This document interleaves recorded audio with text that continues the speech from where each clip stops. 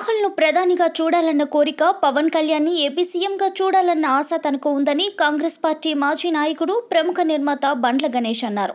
ఓ TV ఛానల్కి ఇచ్చిన ఇంటర్వ్యూలో ఆయన మాట్లాడారు. ఈ రెండు జరుగుతాయా అనే ప్రశ్నకు బండ్ల గణేష్ సమాధానమిస్తూ, ఎందుకు జరగకూడదు, రూల్ ఏమైనా ఉందా, పవన్ కళ్యాణ్ ముఖ్యమంత్రి కాకూడదని భారత రాజ్యాంగం ఏమైనా రాసిందా, ఎక్కడ ఏమైనా జరగొచ్చు, ఇమ్రాన్ ఖాన్ పాకిస్తాన్ ప్రధాని కాలేదా, కర్ణాటకలో కుమారస్వామి ముఖ్యమంత్రి కాలేదా అని ప్రశ్నించారు. తాను రాజకీయాలకు పనికిరానని, అందులో ఉన్నప్పటి నుంచి అనవసరంగా తనకు శత్రువులు అవుతున్నారని, శత్రువులను కొని తెచ్చుకోవడం తనకు ఇష్టం లేదని అన్నారు.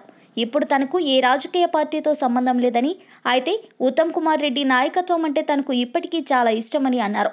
నేను పొరపాటున కూడా ఒకరి గురించి కామెంట్ చేయను. నేను జీవితంలో కొన్ని తప్పులు చేశాను. అధికార ప్రతినిధిగా ఉన్నప్పుడు అనవసరంగా కొన్ని మాట్లాడాను. అదే ఇప్పుడు మదన పడుతున్నా అని అన్నారు. హలో, మిమ్మల్ని ఫిలిం సెలబ్రిటీస్ రియల్ స్టోరీస్ ఏంటో తెలుసుకోవాలనుందా? లేటెస్ట్ గా రిలీజ్ అయ్యే మూవీ రివ్యూస్ నేను చెప్తే వినాలనుందా? ఇంకెందుకు ఆలస్యం, యోయో టీవీని సబ్స్క్రైబ్ చేసుకోండి. అలాగే మర్చిపోకుండా యోయో టీవీ యాప్ ని కూడా డౌన్లోడ్ చేసుకోండి.